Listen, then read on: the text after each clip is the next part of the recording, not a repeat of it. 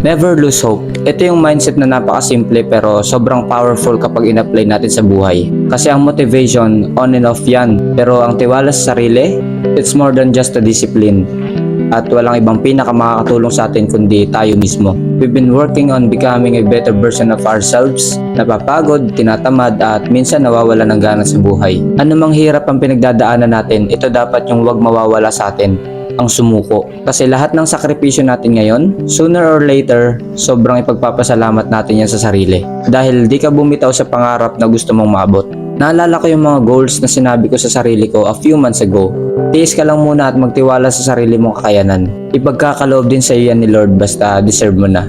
Realidad kasi ng buhay, nakakainip talaga. Gusto natin maging successful sa isang bagay ng mabilis without knowing na kukonsume talaga to ng oras at panahon. Self-improvement, reaching our goals, becoming who we want to be in the next 3 years. So, di ba lahat time consuming? At lahat yan hindi kaya ng isang upuan lang. We have no choice but to be consistent if we truly want to change. Good luck sa journey mo kaibigan. Again, never lose hope. See you at the top. That's it for today. I'll see you on the next one. Peace!